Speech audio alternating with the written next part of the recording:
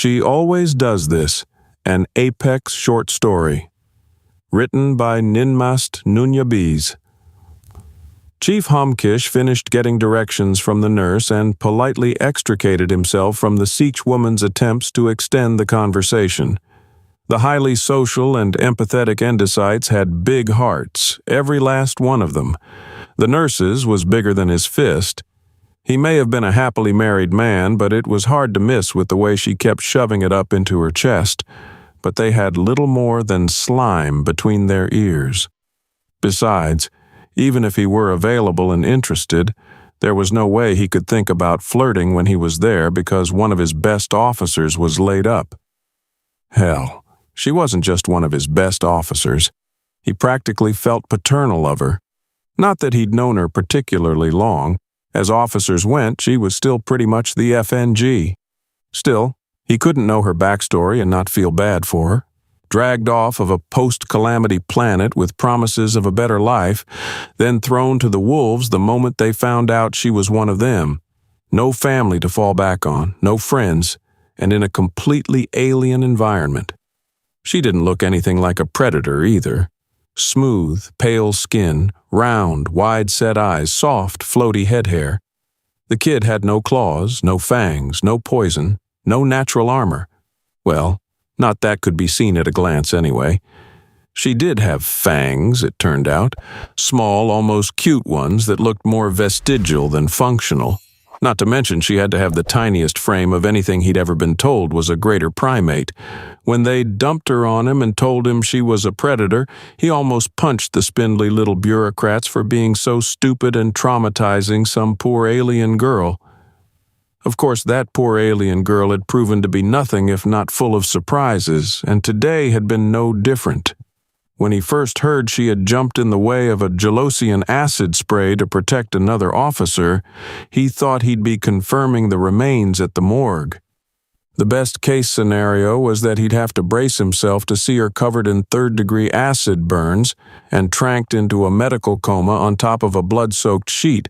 But no, she had her eyes closed, so she'd been fine, because that was apparently how that worked now. According to the other defenders present, they'd been concerned about ingestion when she sputtered and spat, but she had compared it to a fruit juice from her home planet. Gelosian acid, reduced to the intimidation of a beverage. Like the other defenders, he made a note never to eat one of these lemons if he ever found himself in that system. She'd nonchalantly hosed herself and her gear off after the brief ensuing scuffle, and the team continued their mission. He started to grow worried again when the report mentioned a trapper. The Preds had holed up with the hostages deep in an old tram line, and the low, near non-existent light levels would elevate a Pred type that was usually little more than an annoyance to a deadly danger. Then he remembered the Sprout could pick out a lit match of Parthon away in total darkness, and wasn't surprised when it turned out she'd spotted the reflected light off of tripwires and the lumpy shadows of raised terrain. What did surprise him was that she'd cheated on most of them. After the first few traps, she'd sent for a pole no less than half a dozen spogans in length, and then, with an ordnance shield on her other arm like some sort of ancient phalanx warrior, she proceeded to wallop a path ahead of the team of defenders and around any corner before allowing anyone to round it. She called the process bushwhacking. He wasn't sure what kind of bushes were on her planet that led to such an approach, and he didn't think he wanted to find out. Probably the same ones that produced lemons. He'd suppressed a shiver at the idea of massive piles of leaves that blended in with the surrounding foliage and defended themselves with exploding acid bomb fruit. Surely that was just his imagination getting away from him. Broken limbs, snapped ribs, and a crushed pelvis, with accompanying damage to internal organs, was the next mental image of the girl to haunt his mind when he learned that she'd faced off against a Forthian wrestler alone to allow the team to pass through to the hostages. The Forthians were massive ursine predators that had the genetic good fortune to pair the brute force of size and strength with dermal bone plates across most of their bodies, and their wrestling consisted largely of crushing their opponents by essentially belly-flopping on top of them. A single male could weigh as much as a small vehicle, and the kid was about 1,000 horts too light to have even considered it. A brave and noble sacrifice for the greater good of rescuing the hostages, perhaps. Except her species actually did have natural armor, just very well hidden, like most of their more absurd abilities. They actually evolved to integrate it into their internal skeleton, rendering it as strong as steel at a tiny 2% of the weight. The kid's bones were practically indestructible aside from a smattering of very specific exploitations. Not that it made a difference against the Forthian, but they were also effectively immune to immolation, acidic corrosion, and electrocution. He would only admit in the privacy of his own mind that he didn't want to imagine what other horrors were native to a planet where a species had to evolve to survive lava, lightning, and liquefaction as regular occurrences. But then he was already imagining exploding acid bombs as produce, so maybe it wasn't that much of a leap. Of course, being unable to be simply crushed wouldn't do much good if you were still sandwiched underneath an immovable object, and it would only be a matter of continuing to be bludgeoned until even her ridiculous body broke or, more humiliatingly, being sat on until she suffocated. But that body had another secret, equally hidden and equally absurd. Endurance was normally the name of the game her species played, and in that vein, the efficiency of her muscles was extraordinary. They could maintain strenuous activity for hours at a time, even under harsh conditions. With a bottle or two of water and maybe a meal bar, both she could carry on her person and consume without stopping. She could keep moving from dawn to dusk, and probably on through the night, too. But this wasn't a secret.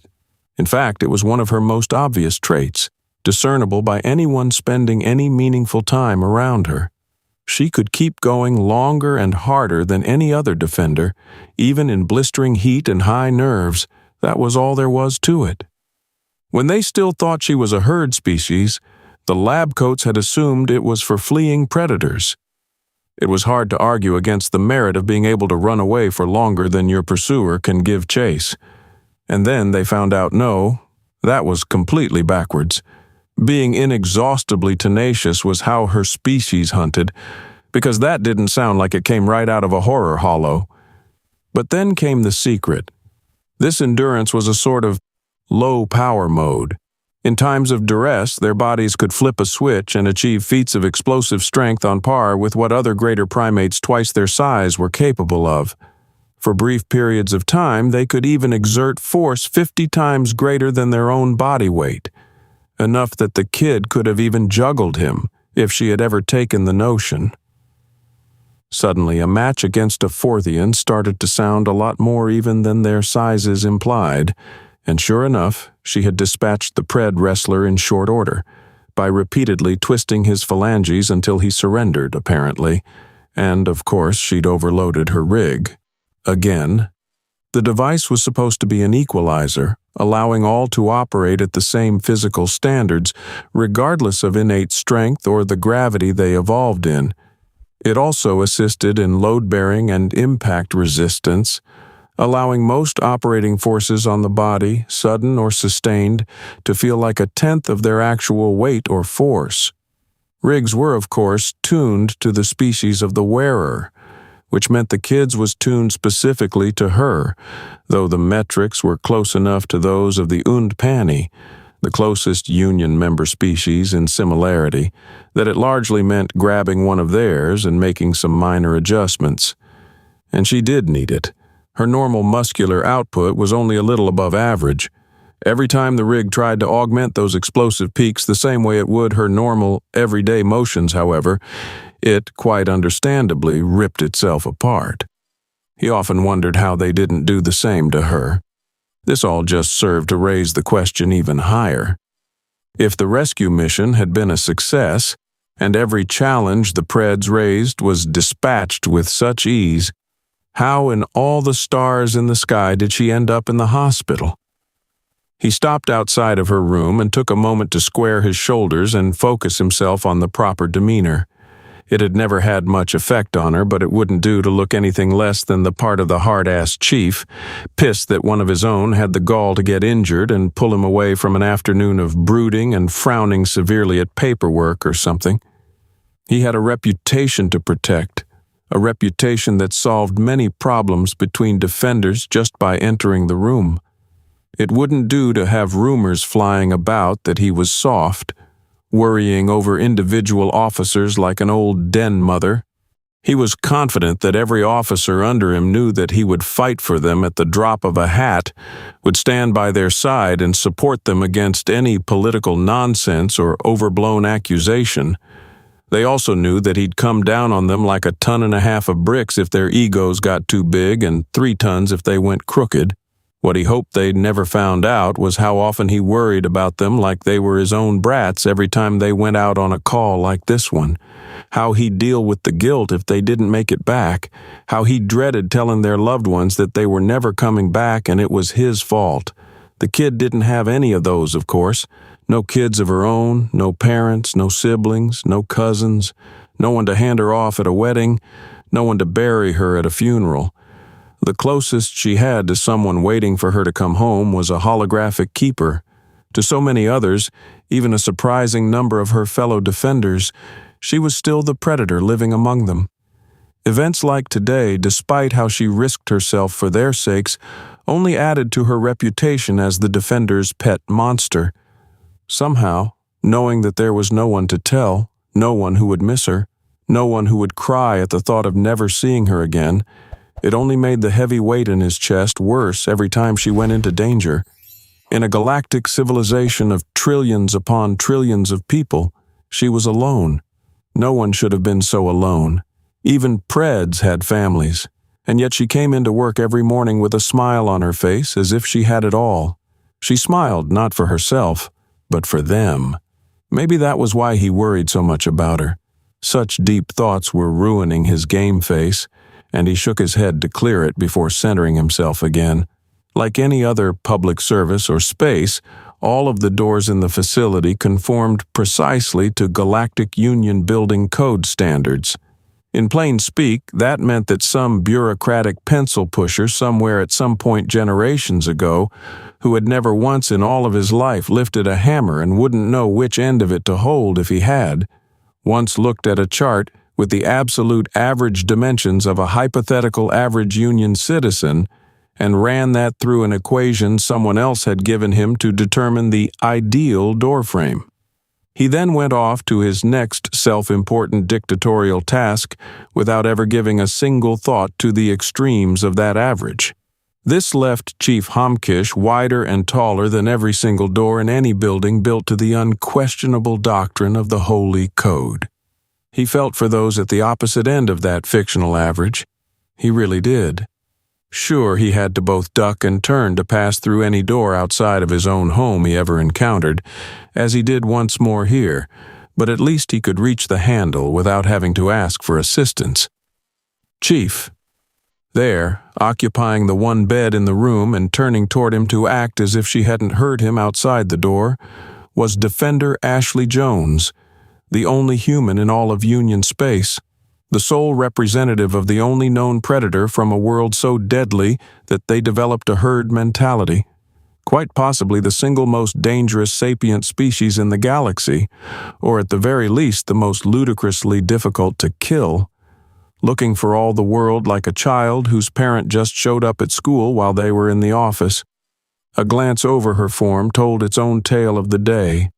Her skin was redder than normal from her acid bath, and shiny in the room's illumination from the ointment the nurses had applied.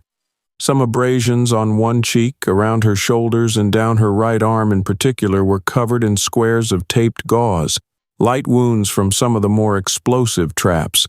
He could just make out the edges of a compression wrap under her hospital gown, no doubt for the rib cage that found itself under the weight of a small vehicle.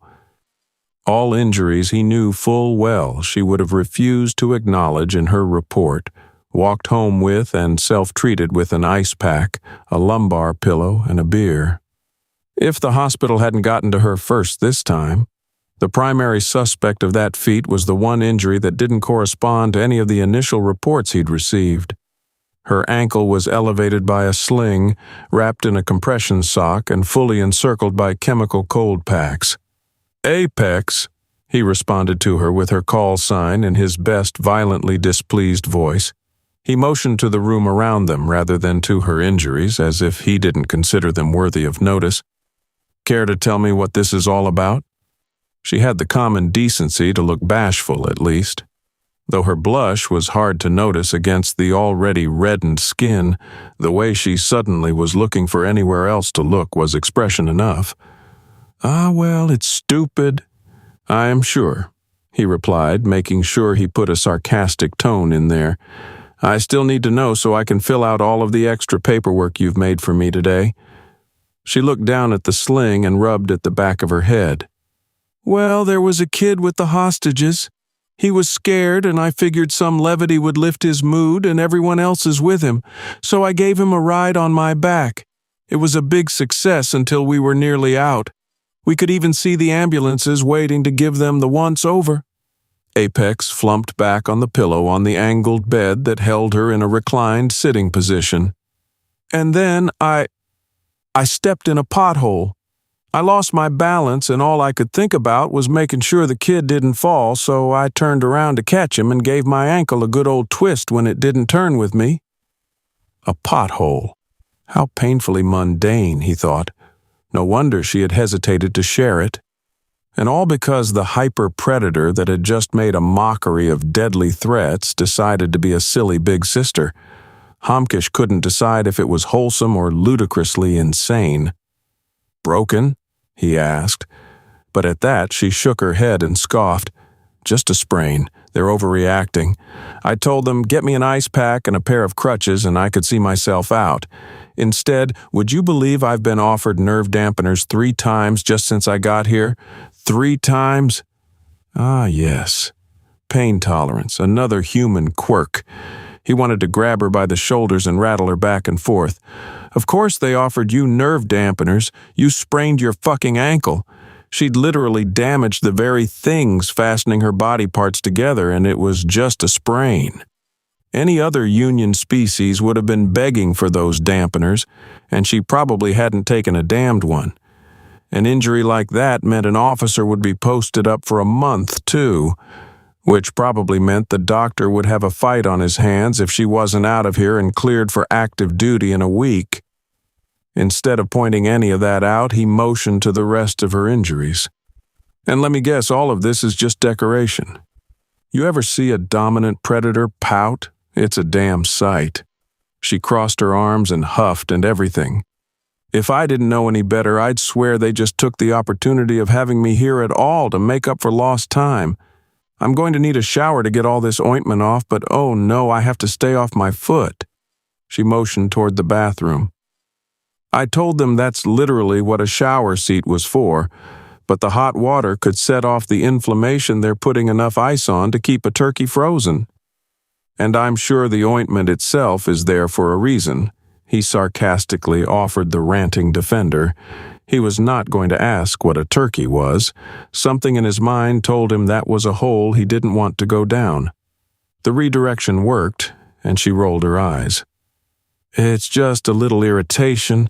I might have been a bit tender tomorrow, maybe a little peeling in a day or 2. He slapped a massive hand over his face and pulled it down its length with a weighty groan. "Do yourself a favor and don't tell the hospital staff that. Most people don't make light of their flesh literally peeling off of them. They'd probably throw you into an intensive care ward." She looked at him funny at that, which was a sure sign she was about to say something simultaneously mind-blowing and stupid. "What do you do for sunburns?" He blinked. "Sunburns? Apex, your biology is the work of an eldritch madman, but even you couldn't survive outside of the atmosphere without a spacesuit." She scratched at her cheek and looked toward a corner of the room. "Oh, fuck no." "Well, I could, actually, if only for a couple minutes, but I meant planet side, in atmosphere." Her gaze came back to him. "Are you really saying nobody in Union space gets sunburns?" This time, Chief Homkish took a long moment to consider his response, paced by a deep breath and exhale. When you say your sun burns you, what about it does so? She thought for a moment too, gathering her words and how to say it. It's the ultraviolet spectrum of the sunlight that causes sunburns, when it gets past a certain intensity or you're exposed for too long. The part that's supposed to be blocked by the atmosphere? But Apex shook her head. That's just the shortest frequencies. Longer frequencies pass through and reach the ground. The chief sighed again and shook his head. I'm no astronomer, kid, but I'm pretty sure that's not how it's supposed to work. You make it sound like your star is unstable and pissed off. You're basically saying you evolved in an irradiated wasteland. Her dismissive shrug wasn't exactly reassuring. I was trying to avoid saying radiation. He should have listened to his instincts back at the turkey. He shouldn't have gone this deep. If he went any further, she was probably going to start telling him, actually, fission bombs aren't that bad. The radiation necessary to kill all life in a city within a generation was totally survivable. Her people made nature parks out of them. Stupid radioactive, acid bomb-fruited, lava-filled, lightning-riddled death world. And to think none of those were even the calamity that finally took it out. But then, it and its humans had survived that too. Instead, he turned for the door. I'll do what I can to make them get you those crutches, he growled as if she was putting him out. But don't expect to get out of at least an overnight. After that, desk duty until a doctor says otherwise. She gave him a grateful and relieved smile that illuminated her entire face. Thanks, Chief. You're the best. He grumbled something that was supposed to sound like a threat and closed the door behind him. What kind of apex predator from the bitchiest planet in the galaxy evolved to smile so damn sweetly? She had fangs. For crying out loud,